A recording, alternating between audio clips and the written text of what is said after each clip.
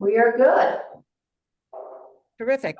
All right, it is 7:01 p.m. on Wednesday, May 1st, 2024, and I'd like to call this meeting, the monthly meeting of the Parking Commission to order. And do we want to actually start in on approving the minutes? Or do we? Yep, I'm watching, so nobody's gotten in yet, but I would. Again, we have a quorum, there's 3 of them, so you can present it. Oh, Sure. I'd like to make a motion to approve the minutes from our April 2024 meeting. Do I have a motion? I second. I'll make a motion. Second. Okay, I'll do Katie, John, Promotion. and Kevin too. Sure. Okay. All right, Katie and Kevin again. All right. So we have Tiger back. He's going to present to you the restriping again. It's a follow-up discussion on the restriping of Morse Court lot. So I'm going to hand it over to him. All right. Thank you very much for having me again. So I'm going to share my screen and then make sure you guys can. Everybody see that? Yeah. All right. So we'll come back to talk about Morse Court lot. So we went back. I asked Maria to do several different iterations. She was familiar with the Costco parking lot that I wasn't. She's from Westport, so she lives in Westport. She's a little bit more familiar. But just to kind of bring everybody back, this is the Morse Court lot at present, 88 spaces.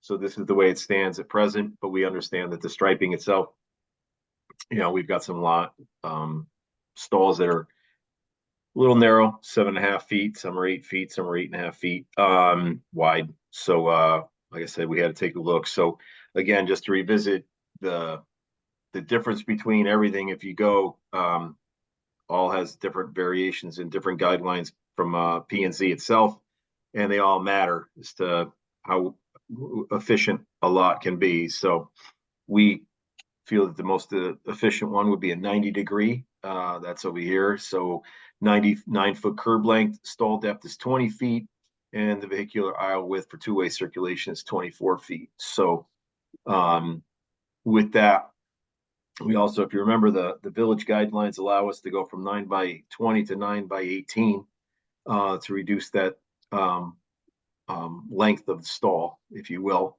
And then we added this portion of the slide, so just to show you where the efficiencies or inefficiencies lie. So what's shown on the left-hand side is a 60-degree angled parking space versus a 90-degree, and there's an inefficiency in each corner. So each corner, this yellow right here, is an inefficient portion of the space.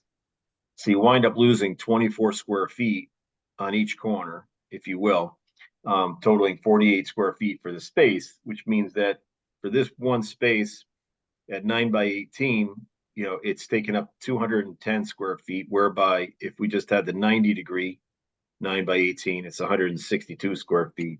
So since Morse Court is bounded on all corners and all sides, we can't necessarily grow. So we've got to work with what's in it. So in essence, we're looking at the most efficient space because of the least amount of square footage used.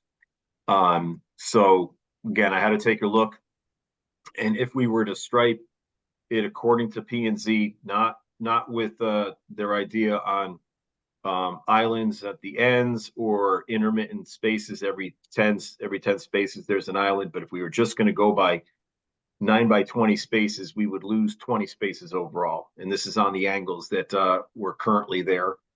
Then we took another iteration and another look at it. And this one was to try to see, okay, what's a combination of 90-degree spacing in one area, angled spacing in another, and we're losing 16. And then we took another look and saw exactly what we might be able to do across the board with just angled on one side, and again, still down by 14 spaces. And we were what, at 11, in the, We'll be at 10 when I get to the last one, yeah. okay, but last month you were at 11, I think, I was right? at 11 to 10, yeah, we were trying to Okay. figure on that last little one, but yes, we were at 11, and we were saying that I think I could get one more out of it at that time. And again, same exact thing now, 90-degree on the inside, angled on the outside, still at 14 spaces. So you can see she tried to work through each one. And this is the one finally we came up with. And this one here, 90-degree across the board, loss of 10 spaces. So we're at 78 versus 88, but every single aisle is allowed for 24 feet of travel. All right. Whereas in your first one, you only had, you had basically two coming in and then circling out. So you definitely didn't have lane width. So anytime somebody go down the wrong way would have to circle the lot. This one here, not only is it the most efficient space wise, but it is the most efficient as far as allowing circulation. And again, if we went by the P&Z reg, you'd be at minus 20. You know, Drew was kind of mentioning that last time we were here, whereby look at it from the standpoint of that now we're not losing 10, but we're actually gaining 10 from where we would be or would have been. But in the end, this is as good as we're going to get, if you will. And I think that the fact that the spaces are wider and uniformed and that you can get in and around the lot, I think is going to help out the user a lot more and reduce the angst. Even if there isn't a space, going to reduce the angst, because sometimes you got into a space you couldn't get out of the car, you know, or you had to bypass the space, which is almost even more frustrating, that a Right. space is open but you can't fit in it. I have a pickup truck and I know that feeling, and I've had the feeling where I've had to, you know, in a hatchback, climb through the hatchback to get into my seat because the doors are you can't open a door. That's another frustrating one. So I think overall, while yes, in overall count number, we're going down 10, the lot's more efficient. It's a lot more user friendly. We have some areas where we can kind of, you know, buffer it possibly with some plantings and things in this area if we chose to. But overall, I think it's going to be a much nicer feel and use, you know, for the user, if you will, for the person coming. And that might necessarily help with a little bit of turnover. I don't know. I'm just saying that, you know, people come in, go out, you know, it's not a hassle to get into your car anymore. You don't have to worry about it. And I think that it'll be I don't know if we have any data on how many times that 7.5 foot space wasn't used or that 8 foot space wasn't used because somebody couldn't fit their car in it. But now I think the overall thought would be we're not going to have a problem with people. If they're parking over the line at this point in time, you can say, listen, you're parking over the line. It's not the space, it's you. So if you had to ticket them for a double space, that'd be fine. And then the fact that everyone can fit and we won't be dinging cars next to us and adding that frustration to people. But we're pretty much at an impasse. The Board of Selectmen did approve a survey of the lot. That's for future use, but it's also to confirm the exact width that we have. We went out there and measured it ourselves, but we're having the surveyor do it as well. So these exact width marks to make sure that everything works, but we're very confident that this will fit and work, especially considering that we have this slight little buffer here in the corner, that then you know, this buffer in here, which allows, if we're off a little bit on our width, this will take up that play, if you will. So, but How we're wide is that buffer on the right? it varies from I a see that, but like at the couple of feet narrowest, all the way out to about 4 feet, 5 feet. right? Um, but yeah, that's so yeah, that'll come also with the survey. Then we can lay it down and then say, okay, you know, these are the exact dimensions that we have.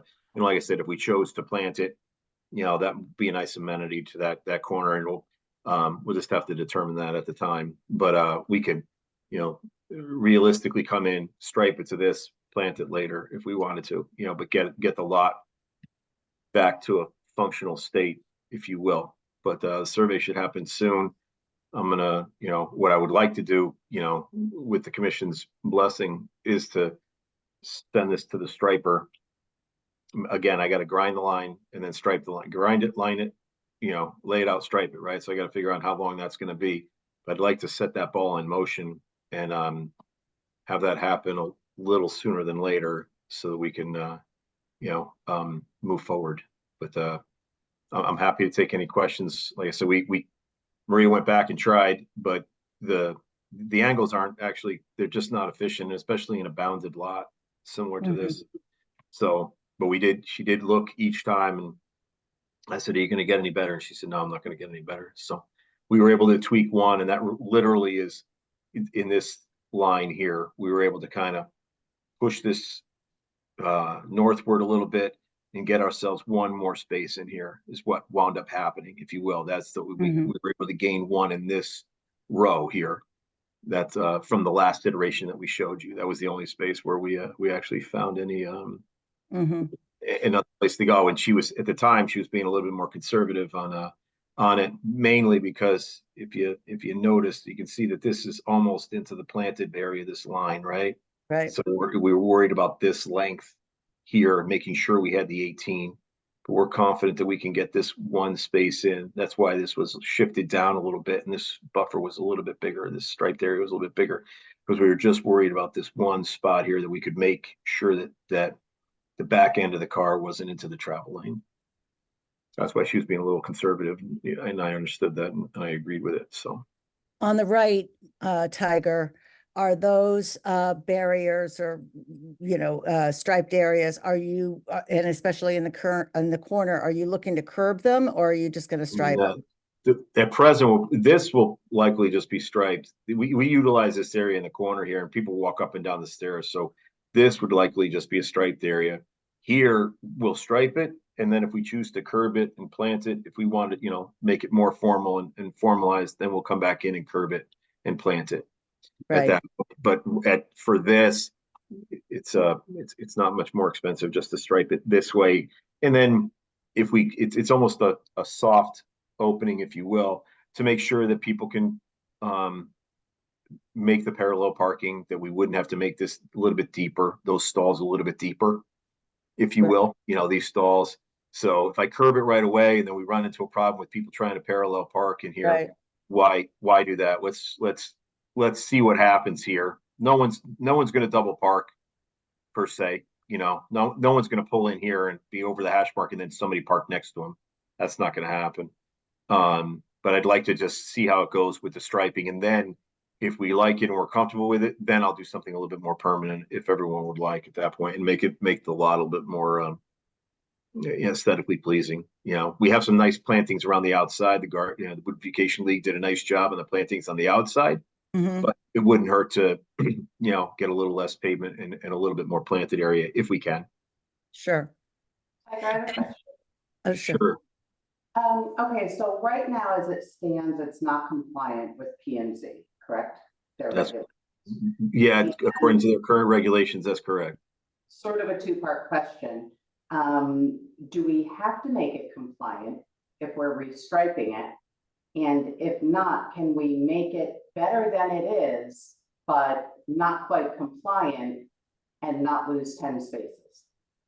Okay, so there's a couple questions in there. So we can't make it better than it is. We have to get to, if we're going to restripe it, I have to bring it close to their guidelines, which means it's a 9x18 space. Okay.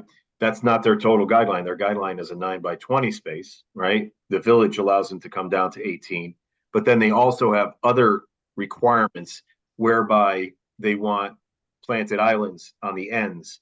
Every 10 spaces, there's an island. So inside this row, I'd have an island here and an island here. I'd actually lose 4 spaces. They'd want to see islands on the ends here, possibly lose these 2 spaces and these 2 spaces. So we're not getting completely to the guideline, but the planner said you got to get to at least a 9x18 space, and then I have to go to P&Z and say I'm asking for an 8-24 review on it because it is a change, and it's considered a narrowing of a roadway per se, or narrowing because I'm reducing the number of spaces, so I have to go for their approval on that. But anything less than that would not be allowed.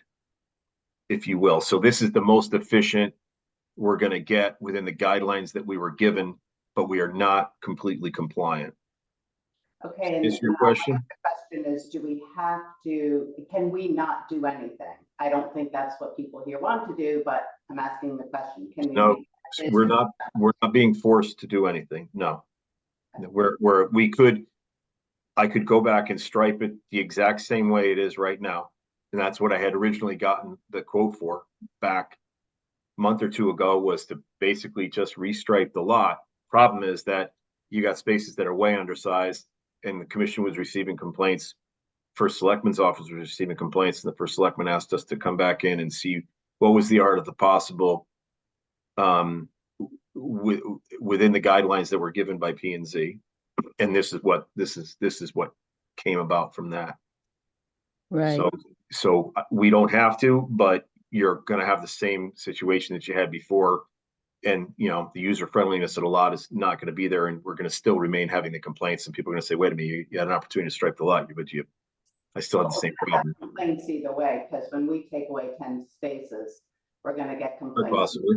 merchants, we're gonna get complaints from shoppers. So, I mean, there are complaints both ways, but thank you for answering my question. No, it's no problem. I think your thought too this is my own opinion, but the thought on trying to see what you're doing with the business parking will help free up some of the spaces as well, you know, with the discussion from last time. Mhm. But, And how many EVs spots are there currently on that right-hand side?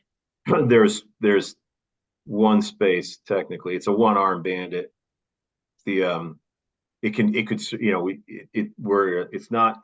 It's not EV exclusive. We've never been EV exclusive, you know, so an internal combustion engine can park in the space, but we had it striped, not EV only, just EV preferred, if you will.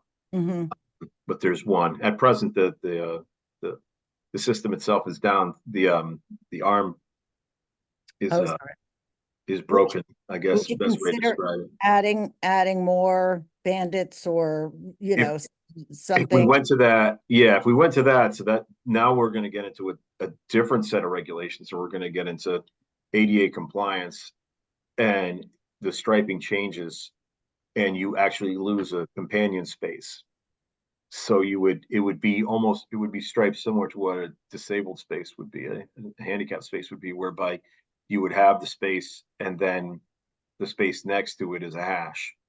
So we have that in the back of the town hall, where we have two EVs and we have a space in the middle that's a hash, whereas actually, if you needed to access it, if you were disabled and you needed to access the unit, you would be able to wheel up to it or walk up to it and utilize it through the hash mark. So we're trying to see if we can't make this space be the EV space and then capitalize on this hash in here at that point. But if we try to start doing more, I'm going to start losing spaces. And then on the left where the current handicaps are, that's, Staying the same. so you're not gonna open up or make those wider or the same? They don't have to be. Those are actually, we striped those 2-3 years ago. We came back in with a complete new layout. It's not shown in this. This is an older aerial, but in this layout, we came up with a complete new layout where they're van accessible across, and everything fits well, and they're standard. They're to the regulation, if you will.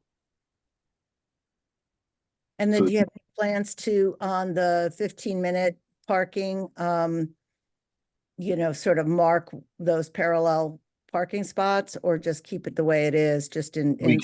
I can ask him to put the intermittent hashes in, if that's what you're asking. You know, I mean, I don't know how right now, I was just necessary asking. it is. Yeah, Yeah, right now, we had said to him to restripe it, but I can ask for the intermittent hash to help kind of, you know, right here, you got a little bit of creep, right? So in essence, from these 3 cars, you might have been able to fit a fourth, or maybe a fourth one would have been right through here. But so if we have the intermittent hash, you would have been, in essence, splitting this car in half for the hash, right? So we can ask him to do that. We just did that on Forest Street. Forest Street just got restriped a couple of days ago at best. Look, I went there this morning, looks really nice, and they have the intermittent hash. So to try to maximize the spaces. You know, I I'll actually just like walk it in without the hash marks there. I park there a lot, because I think I said before, I'm always going into health fair. And it's sort of, you make your own space size, but it seems to be actually kind of efficient when I park there. You know, small cars have smaller spots, larger cars take up more room, and it seems to work. We can go either way. Usually, you know, it might be an anomaly, but usually it works where if we provide it, in this situation, you'd have the first space, since we've got a little bit of room, is shorter, and then the other ones in the middle are longer, and then the ones on the ends are a little bit shorter because you have way to access in and out. We don't have to, you know, we're trying to get to the point where we actually do provide them everywhere because of the trying to maximizing the space, but the commission doesn't want to, well, I'm not going to force it. Yeah, I don't think it's, completely necessary. I was just asking the question, so. That's fine. Right now, the way I had asked them for a price, I did not have the intermittent. It's not going to cost a lot of money if, either Right. way, but if you want to leave it open the way it is, then we can certainly do that. Right. There was no requirement that they have the intermittent markings. So, and then the only other question I have is that in those, throughways that are currently painted as one-ways, we're not widening them because they're already at the whatever allowable 24 feet or what have you? They'll be at 24 feet. They're right here, they're at 24, and yes, they'll stay that way, but we'll put in, at that point in time, we'll put in two-way arrows. So at here, you'll have an arrow up and an arrow down, arrow up, arrow down. And then here, same thing. And then out here, you'll get the turns. So we'll stripe it so that people know that they can go in both directions. Right. The way it was before on the angle, you wanted to force them down one way because you had the angle, right? Now we don't have to do that. So we can have them come down any row and still be fine. And then make the turns associated with it. At the bottom, where it says 10 spaces there.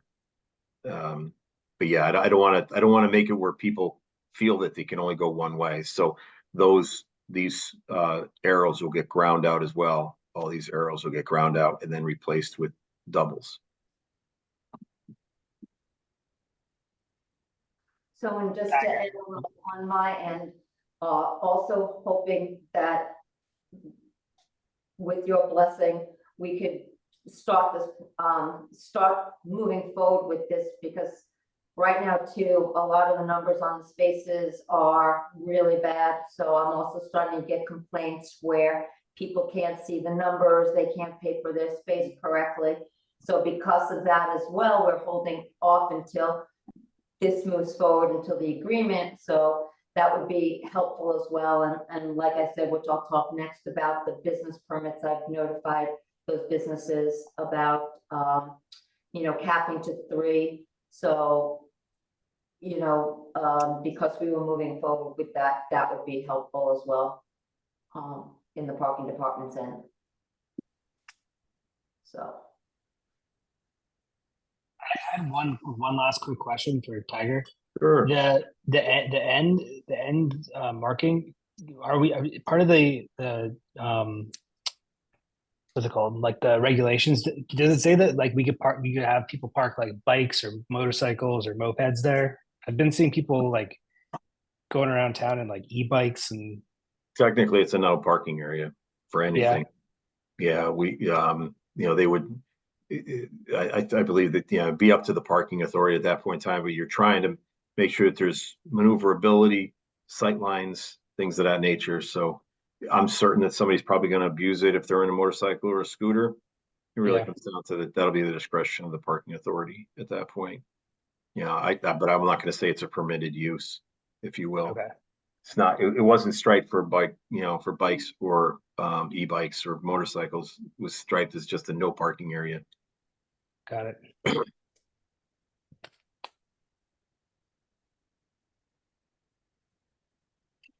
Is there, or one other. I had one last question, sorry. But are there any bike racks around or, Yeah, we have. We usually bring them out in the spring, take them out in the fall. but we'll bring some back out again and put them on Elm Street. Usually put 2 out, one in each block. So we'll have those brought back out again. We just started bringing the pedestrian signs back out again, and we'll do that as well. I guess, Tiger, the parking commission would have to just approve you moving forward with this plan to planning and zoning. Am I correct? Yeah, the next step would be P and Z for an 8-24. As I said, make sure that that's a yes or no vote. It's a positive or negative review, and then we'll go. And then at that point in time, I'll dual roll. I'll get the striper to tell me his schedule, and I'll have Stacy get that to you guys so you'll understand exactly when we're going to be heading forward. But yes, that's what we're looking for at present. And then we'll go to P and Z. P and Z doesn't meet again until end of May. So there's still, there's a couple weeks left, and then we'll go forward from there. During that time, I'll get the contracts rolling, and hopefully right after P and Z says yes, we'll restripe the lot.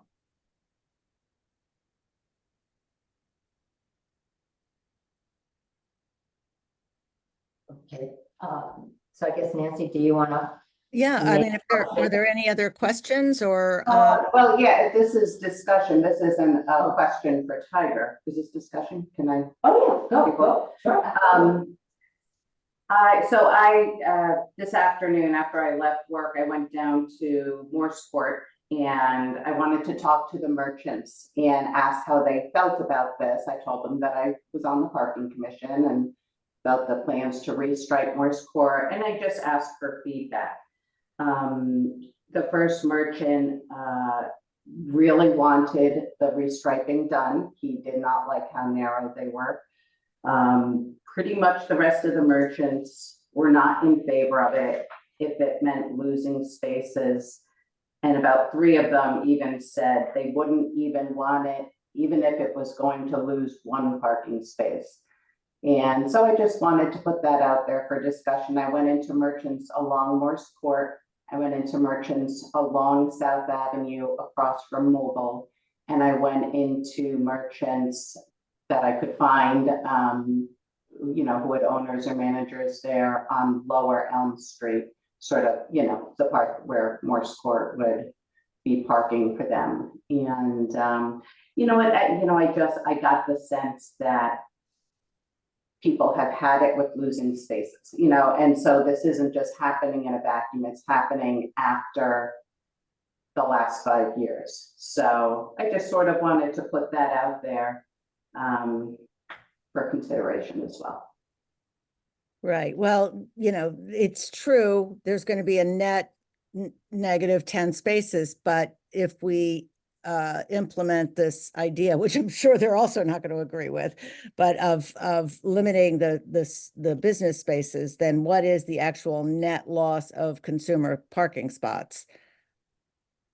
What will that be? To be through attrition, or are we going to take away business spots from existing people? Yeah, I don't have my notes from last month.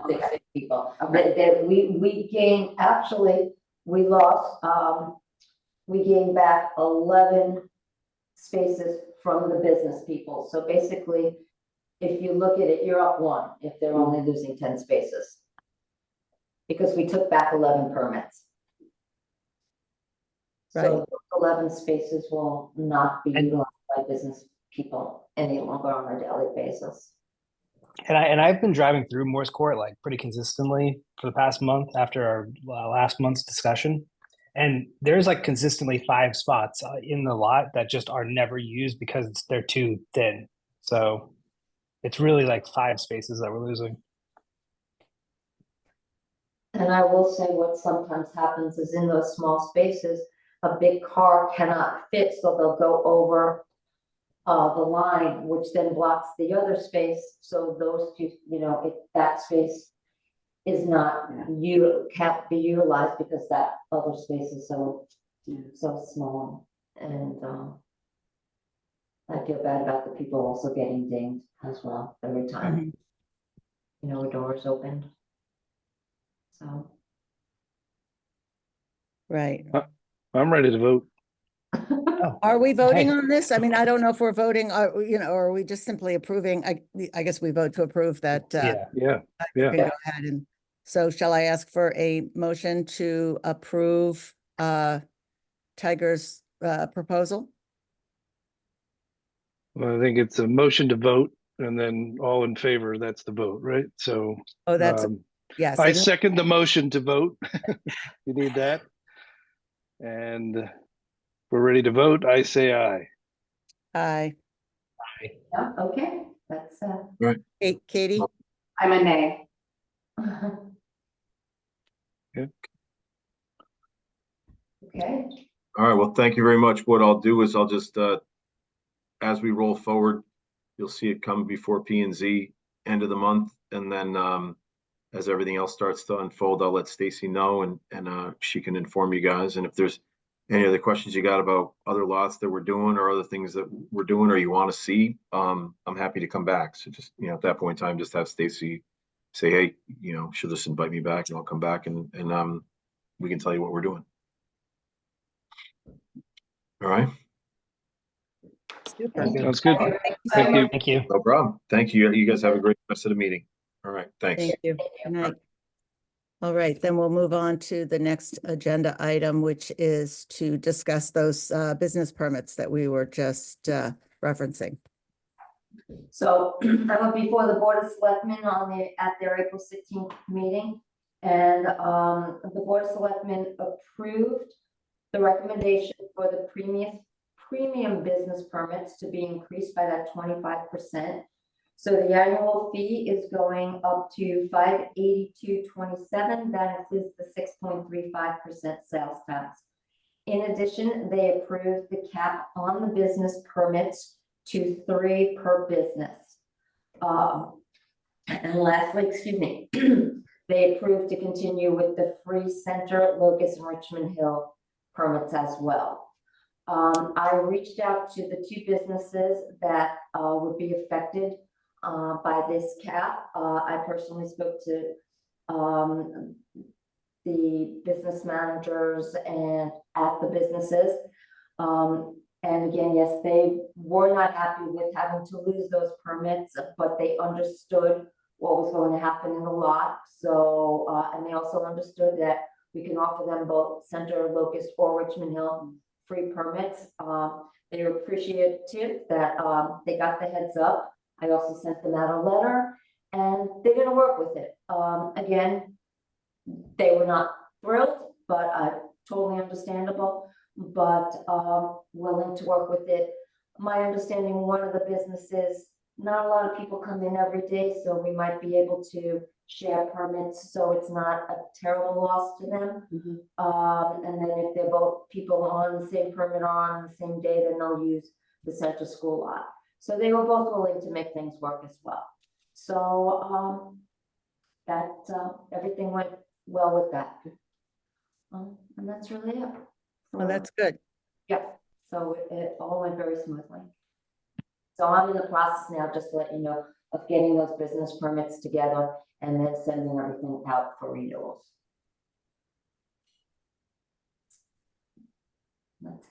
That's Okay, so there's nothing that we need to simply it. approve. This was just an Okay, update that- on, I mean, I think that's good news that they went along with our recommendations, so so super. So I guess we're ready to hear from our esteemed first selectman, Deanna Carlson, on the future parking initiatives. Thank you, Nancy. Sorry, I'm not with you, although it looks like a light attendance in person anyway, but not feeling stellar tonight.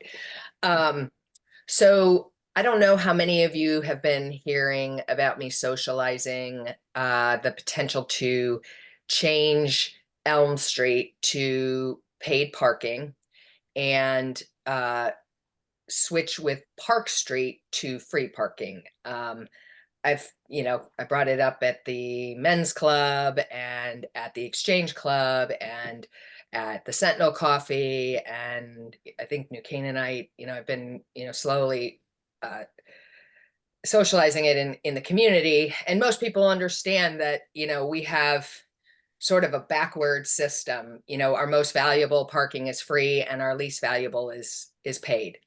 And so, you know, and we're seeing lots of people, you know, circling on Elm Street, creating more congestion. And so it just doesn't make sense. And it doesn't make sense to a lot of residents, because I have been hearing, to be honest with you, I have not heard one complaint when I've socialized it in groups. So most people understand it's, you know, sort of doesn't make sense the way we have our parking laid out.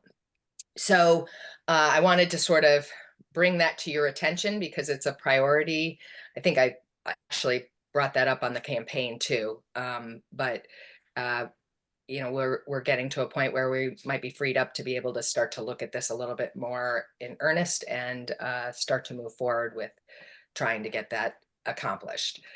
Because the one thing I know, like, you know, when I drive in town, I can always find parking. I just can't find parking on Elm Street. So I've, you know, anytime I park, you know, I can find it on the side streets and, you know, and we just need to do a better job probably of signage to show people where there is free parking, and you know, kind of direct people to where they can park if there's no parking on Elm Street, or they don't want to pay for parking.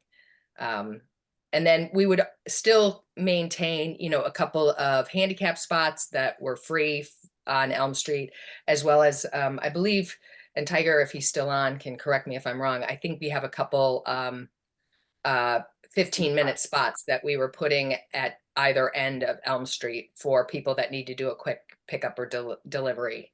But yeah, we just, it's, Elm Street is becoming more and more of a problem. So I think we need to address sort of the parking issues on Elm Street. So.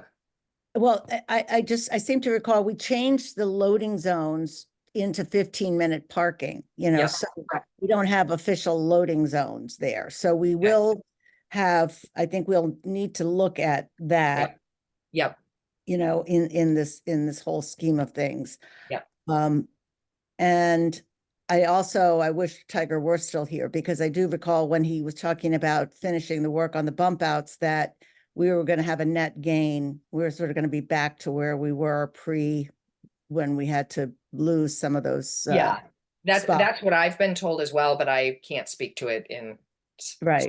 I believe if I remember correctly, there is a net gain of about five spaces, if I'm correct in remembering. But definitely there was a discussion about a net gain. But is that just overall? Because I know I've certainly heard issues relating to this new seasonal with the barricades, and I've seen, you know, letters talking about the law. I've heard from two people about the loss of the handicap spot as well. So that is an issue that. Well, and I did reach out after I did meet with a couple I met with one and I emailed with another about their concerns about, you know, sort of the barricades for the dining. And, you know, I think a good compromise might be and I brought this up to Sarah Carey for next year, can't do anything this year, is maybe shorten the window. So instead of starting April 1st, we would start May 1st. And then instead of ending November 1st, we'd end October 1st. So, you know, just kind of shortening the window slightly. And, you know, I think that at least the business owners I spoke with were appreciative of the potential effort to do something for them. Yeah, if I can jump in here too, because that came up especially when I was on the Elm Street, the lower Elm Street portion. And that was a common topic with most of the stores I went into, and even with the customers who were in the stores hearing the discussion. I think shortening it is a good idea. And I think what would also be a good idea is to, you know, if we could ask the merchants how they feel, I mean, sort of give them a seat at the table in the discussion. I mean, I know we want them open in May, but, you know, the truth is that May and June, you know, April, there's a lot of people out of town with schools, with the school break.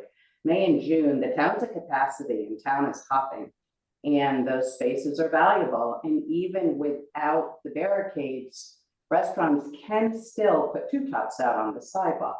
So there's just a discussion to be had, and I think it would be nice if we could hear from the merchants. I think they want to feel heard and be a part of the decision process. That was the feeling I got anyway. Yeah, I agree with you, and we can certainly do that, but I also want people to be aware there is parking, it's just not on Elm Street. Like Yeah. and with the Playhouse, once that's done and the ramp going in from Park Street instead of the stairs, I think that'll help with people with mobility issues and things like that, getting from Park Street down to Elm Street. So, I think we talk about this all the time. In New York City, everybody would walk 3 and 4 blocks to get to anything. We're just a little spoiled here and want to park immediately in front of it. And, and if you want to do that, that's great, but you should pay for that. Yeah, and I agree. I don't have a problem with the paying. Yep. The sad thing is that, what the merchants hear is, and they hear this day in and day out, and I was hearing it today. I even wrote down a lot of the comments they told me. But they just hear constantly from their customers, I come into town more often, but there's not parking. We can talk to her blue in the face about how there's parking here and parking there, but I don't know if we need a talking campaign or what. One valuable comment I did get today on Morse Court was the merchant who looked out and he said, the most valuable part of this lot is this right here. And he pointed to the 15-minute parking. And Deanna, if we could get more, not just a couple here and there, I keep saying, one side of the street, if we could get more 15-minute parking, because people are going to the restaurants and then just sitting their car there for 2 hours and there's no turnover to them. And I think we would see just such a big difference if we had more short-term parking on Elm Street. There's something for discussion. No, definitely. Deanna, this is Drew. First of all, congrats on moving forward with this. I didn't think the town would be ready for such a radical idea, pricing density and demand. But I think that we don't have to solve this tonight, but the devil is in the details. Is like, how are these going to be? What is the payment platform? Is this going to be iron mics or whatever you call them? This going to be the more places I go, it's all by app. So if you're from out of town and you don't have the app, I guess you get a pass. But then I get a flyer on the windshield if somebody sees that I'm out of town or out of state. I was in Cape May a couple of weeks ago. It's all app. Yep. So, I guess that's something people are more familiar with. But there would be a proportion of our population that probably wouldn't. Connectivity and all that stuff. So just some stuff to think about. I think the idea, I agree with our colleague that, there is parking. We have to just instruct people where to find it. So how do we do that with signage or other communications? And then the Playhouse and Park Street lots definitely need a restripe or reflow. Those are not easy to navigate. Similar thing with Morse Court. But I do think the shorter, we should have a scheme where we can come up with the optimum duration parking. We shouldn't just say 2 hours, 3 hours, and that's what it is because the Bible told me so. No, it's we should find out or have some sort of monitoring scheme where we could say, you know what, we could get more half-hour or 15-minute things to get the turnover going. I think we just need some sort of methodology that we can keep improving. And then what would happen Paying to the for parking is a natural. Yes, we're natural turnover. metering you. Exactly, we're metering you for sure. But $2 at a half hour or whatever it is, that's nothing to most folks, so they don't even think about it. So, and then lastly, what happens to the commuter portion of the Park Street lot? How do you deal with that? And again, we don't have to have an answer tonight, but just a question I Just would for have. your information, Drew, Park Street, there's no commuters in there, At all, it's all business. all business. I guess I don't. Especially I guess I don't. shoppers. I guess I don't belong on this commission. I've had more than that. That's okay. It's We all learn business, something every month. business Right. or shoppers and visitors. No commuters. But how many business? I mean, I guess how many spaces are open? Is it like half and half or? Anyway, we can figure this out another night. It's just to be aware that there's going to be room, obviously. I think there's something in the idea, Katie, about increasing the number of the 15-minute spots if we are going to ultimately raise the rates across, the paid spots. And I'm wondering if there's even a way where all spots could be free 15-minute spots, if the app or the Read my meet- mind. I was thinking the same thing. Yeah, and That would allow people to run in and like pick right. up at the Whitney shop or the bookshop or whatever. But I don't know how that works. But yeah, over 15 minutes, the And they clock start starts charging. running. Yeah. Right, it That you can look into. And see. Stacy, how is monitoring the 15 minutes on Morse Court? Those So ones. I asked that question, and was that to me? No, to Stacy. Stacy. You Oh, I'm got sorry. the ticketing. Stacy, like those 15-minute spots along the curb, how is that, as far as It's monitored the same way as the 2-hour zone. It's when it's scanned, we know it's a 15-minute zone, and then if somebody's over the 15 minutes, it'll alarm, or the other officer will just monitor the lot and again scan the plates or write down the plates. We do it a couple of different ways, and then just time it for 15 minutes, and anybody over the 15 minutes will get ticketed. So whichever officer is going down at a certain time will look at that lot. So that's something to look at. yeah, so but it's definitely, if on Elm Street there, it will, I will say with technology today, there would be a way that maybe 15 minutes, there would be no charge, and then anything over 15 minutes, you can start charging, work things out. It's all something to be looked into. And right. Well, so I just wanted to sort of bring these ideas up and give you some Do things you to- have intentions, Deanna, to talk about this at the chamber, or Yeah, like, I what are the next will. I need to get with Laura, because I need to, that's the next, sort of, I've said constantly, we need to let the businesses know in town that we're looking at this. Change is always hard. It's not easy, and everybody says they want it right in front of their store, but really, if it's free, people can walk. So I Right. really And look, you could stand by behind like nobody else is doing that. I think Jeff Speck reiterated that during Yeah. his lecture. We're kind of the outlier here. that, and also just creating a comprehensive communications plan and understanding, and letting people know what the phases are and what the changes and improvements are, and reminding people, because there's totally a sentiment that we have lost all these spaces on Elm Street. So, letting people, communicating that we're going to have a net gain, and communicating that even though with the restriping at Morse, we're still going to have a net gain, and that all those parking spots up at Park and behind the Playhouse are going to be free, and sort of creating, a whole communications plan and laying it out so people can understand.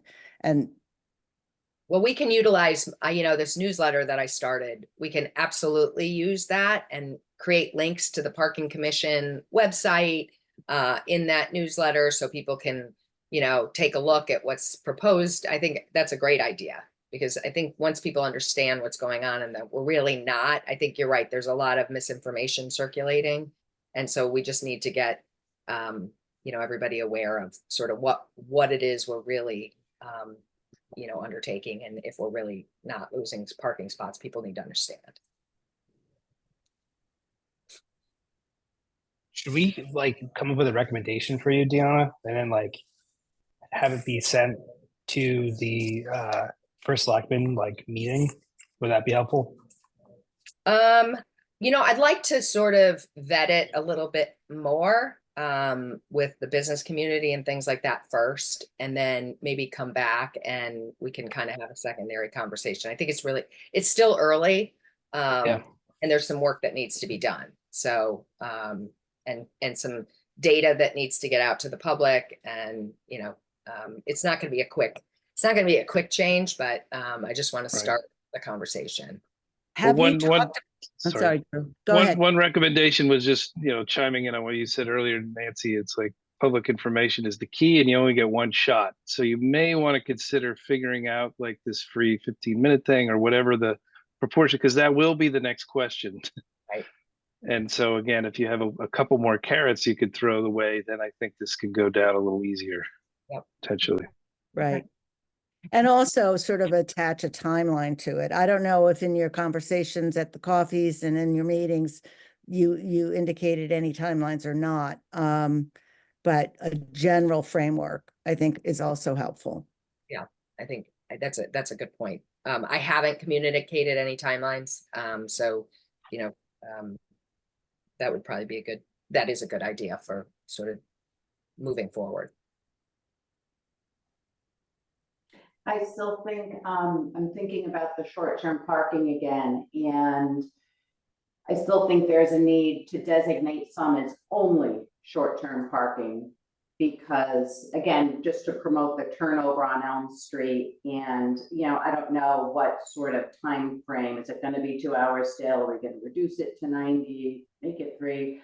But it seems like the people I talk to want people dining in restaurants to be encouraged to park in the above lot and leave the higher turnover to Elm Street, so. As somebody that's like, just doesn't really care, I'm parking agnostic. As long as they're paying for the parking, I don't care. It's like they can stay there 4 hours and just keep paying for it. And that's all. Yeah, but the merchants on Elm Street want the turnover. They want, because they have. They people- can walk, but people who are shopping can walk if they want, if there is so much parking that no one, like, people constantly say there's no parking in town, but there is. I've never, ever had a problem parking in downtown New Canaan. I have always had a problem parking on Main or Elm. That I've always had a problem. Outside of that, Park Street, even Morse Court, most of the time you can get, as Kevin said, there's always parking. Morse Court's I think wonderful, but it also has that short term there. Yeah, I think there's just misconceptions. People don't want to walk, and we just need to encourage people to walk. And Katie, I think, if people are parking for 15 minutes on Elm Street, they're going to park for 15 minutes on Elm Street, right? And so to designate 15-minute spots on Elm Street now, let's say, I mean, is it that they're, and then most of the dining, I mean, happens in the evening. The lunchtime people, are they objecting to the fact that the lunchtime people are coming in and parking for over 2 hours on Elm Street?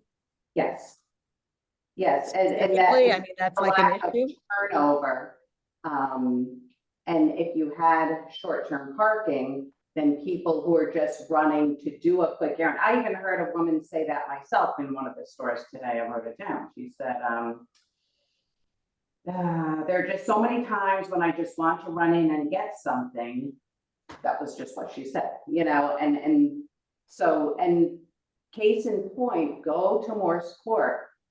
Go look at the short-term parking there. You can always park along the curb, and that's because people avoid it unless they're just running in to get something. If we had some of those on Elm Street, I mean, a good number, and so they were visible. I don't even really think the two at the end are that usable because they're kind of hard to see. A lot of people don't know they're there, and they're not really well placed.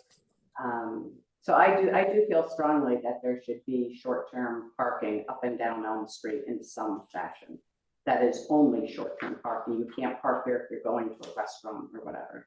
And I think the businesses will appreciate that they can say, yeah, come in and pick up your whatever that we're holding for you, or quick errands. Because there are a lot of businesses on Elm Street that cater to quick errands. And I think they're suffering more.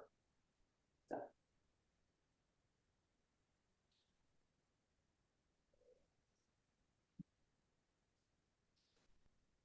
need sort of some sort of commodity way to look at this, you know, that's outside of my scope, but, Well, I don't think we're gonna get prices to be enough of a, it would have to be so high to be a signal. But- right. So I think some sort of hybrid is good. Well, you know, I wouldn't even put a meter on the 15-minute spots. I think the whole, All the spots whole were point is 15. to get people off Elm. Like, I want to direct people off of Elm and put them out. And if you want to be on Elm, then you have to pay. I, Or get a ticket. Or get a ticket. Yeah. We have too much of that. I mean, it's too congested. People are taking advantage of, you know, like double But, you know, I parking. guess- It's a mess. I mean, it's a mess, and it's gotten progressively worse over the years. and this is a good conversation here, Yeah. but where the rubber meets the road, you have people who just don't go into town. Right. And because they, you know, they want to park where they want to park. Again, a service provider I spoke with today said a number of my clients say they don't even bother shopping downtown because they can't deal with parking. I know that's a frustrating comment, but it's out there and that's how people, and so this is affecting the merchants. Yeah, And but I think we have to educate. We have to educate people where the free parking is, where they can park, where there is parking. I think that's an education process. And, you know, I get it. It's obviously more convenient to park on Elm Street. Totally get it. But, you know, if you want free parking, then you have to walk. I mean, it almost seems to me like, I have to say, like today I drove down Elm Street. I wanted to go into Dunkin' Donuts and Right. it was at about 2 o'clock in the afternoon. And I was blown away. There were 2 spots in front of Dunkin' that were completely empty. And I was in and out in less than probably 5 minutes. But, you know, so maybe there is some, you know, there is some merit to like Franco's and Dunkin', you know, where people are going to be kind of just jumping in and out. But then on those dining spots, you know, where you know they're going to go in for X period of time, you know, and the rest of them and in the merchants, because you know, a lot of the merchants, they're retail and, you know, I don't think people just jump in for 15 minutes to a lot of the retailers. I think it's the fast food or the quick pick up a bottle of wine people.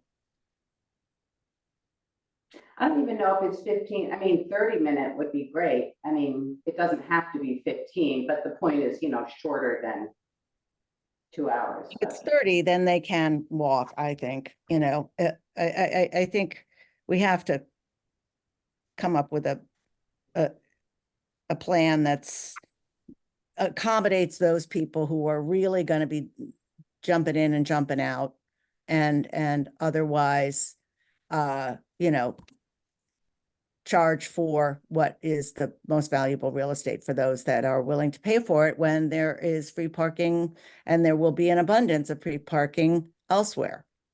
Because I don't know off the top of my head how many spots there are on Park and Playhouse, but that's a lot. And you've also got Maine and, you know, what is that? Cherry. I know it's hard. It's hard. Change is hard, but we got to figure something out because this is, you know, not working. I mean, it'd be great if you could get some of the private lots to give, you know, because that, I guess, Bank of America lot, you know, that's always empty. The joys of liability is I'm Yeah. sure you don't want to take that on. So yeah, so that's the only thing that's hard to do.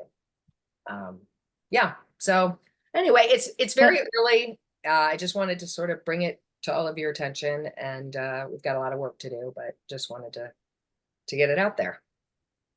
Thanks very much. Thank you, Deanna, and thanks for taking Thank you the for time going. and hope you feel better. Thank you. Yeah. Oh, that doesn't sound good. No, it's not good. Okay. Take care. Thank you. Good Bye. night. Bye.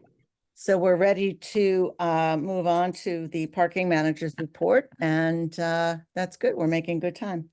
Yeah, and I don't really have much to say. Pretty much everything is status quo. The only thing I will let you know is that, still moving down on the lumberyard wait list, trying to fill those spaces. So, we only have 127 left on the wait list for the lumberyard, which is unheard of in almost the 20 years that I have been doing this. What was the highest So- that you Oh my remember? God, like 1,200, something like that. Wow. So sorry, could you repeat that number, Stacy? It's down to, 127. all right. Yeah. Yes, so as long as there's spaces and I have the officer monitoring the lot every week on our busiest days, which is Tuesday, Wednesdays, and Thursdays, as long as there's spaces, I'm moving down on that wait list. That's probably the only thing to update you about. Other than that, everything's status quo and working on the business permits. Okay. When do we have to start thinking about renewals for next year? For commuters, Yeah, for commuters.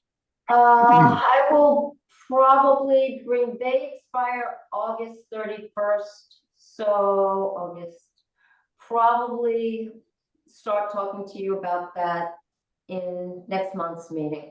Yeah, So if you start thinking about that. yeah. It sounds like the numbers are back, so we're back in the normal times to some extent, at least 3 days a week. So, At least 3 days a week, yeah. Yeah, Yeah. okay. So, Alright. but I'll probably June, yeah, June meeting. Time's going way too quick. I forgot we're in May already. Mhm. So next meeting, Drew, was there anything you wanted to communicate? I know, last year, the timing and how it all sort of flowed. There was some Yeah, concerns on, I mean, seems like the ship has sailed a little bit. It seems like the numbers are back. I mean, would love to get some hard data. Seems like people are willing to pay the high price because we increased it last year. We're moving down the wait list. So yeah, it's more like, and again, I don't spend time driving around to see empty spaces. It's more like if we had the capacity that wasn't being filled, I know some of the businesses would probably be interested in converting commuter permits to business permits and, Right. just finding the right balance. But since we seem to be reverting back to the mean before the pandemic, again, most days, I don't know. I think if we could find if there was an opportunity like Mondays and Fridays, and I don't know, again, come up with a new scheme that's not a monthly, that's not a weekly, I don't know, but that would take some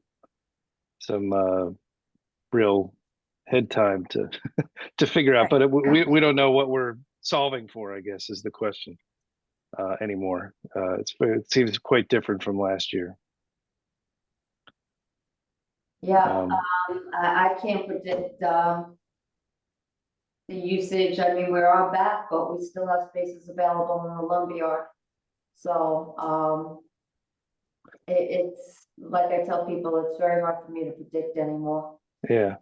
I mean, it's the same principle as we were just talking about in Elm. Ideally, you want to get everybody filled in close to the station and then push the empties further out. And, is our pricing scheme doing that to the best of its ability? So, and then we're repaving this year, so I don't know. Yeah, goes into it. But,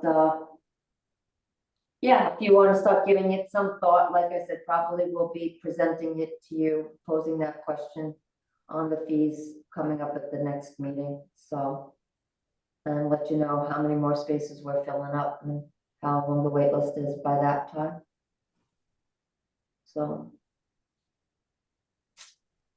How has the boxcar at St. A's been doing with the construction?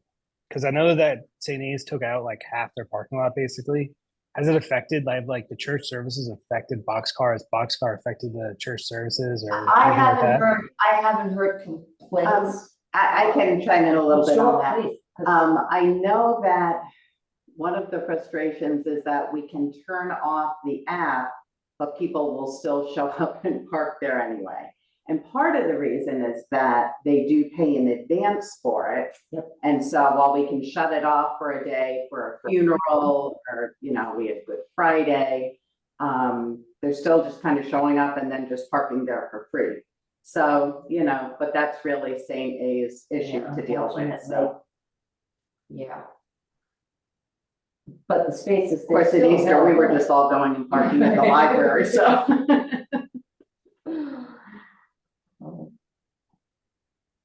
But yeah, I personally haven't heard complaints that it Yeah. was full or not full or. So, Yeah, because it's like the church controls it. It's not you. Correct. It's not you. Yeah. correct, correct. Mhm. It's like the library spaces. So, Got it. yeah, Good. Stacy, I do have the draft of that happily. I'll send it to you and you would you be able to send it to us under separate cover? sure, I'll send it out to all of you. What Nancy's talking about is I put a little wording together to send out to the appealees on appearance, that they must appear. So I put a little paragraph together that I would email them. Nancy is taking a look at it. So what I'll do is she'll send it back to me. I'll send it out to all of you. If you have any changes, suggestions, or anything, if you can just send it back to me individually. And then at the next meeting, we'll try to put something together, and then at the next meeting, you guys could all vote on it, the wording, once we get everybody's opinion. So that works out very well. And how are appeals? I mean, obviously, we don't have any this month, but Well, we must be doing really good because people aren't appealing the tickets, they're just taking them. So, usually when we ticket, it's very hard to appeal something that is really, a lot of times it's, how do I put it? There's really nothing to appeal. Let's put it that way. Mhm. There's no grounds for it. And sometimes when that's explained to them, when they call to ask how to appeal, they realize that. They gonna don't bother. Well, it's like, if you're gonna appeal, but what are you appealing it on? And so that's what I think people are realizing. We're trying out there again to guide people on parking, on where to park, how to park, where they can find, and some people just choose to do what they want anyway. So. very good. All righty, well, it is All right. 8:09 PM. So I'd like to make a motion to adjourn the meeting. Do I have a second? I'll second. I have to get my Robert's rules down, guys. Yeah. So forgive me on that. Yeah. Well, thank you all. You all have a great rest of the evening, and we'll catch up next month. Super. Sounds good. Thanks. Night. Yeah. Stacy. Thanks. Bye-bye. Thank you. Bye. Bye. Bye.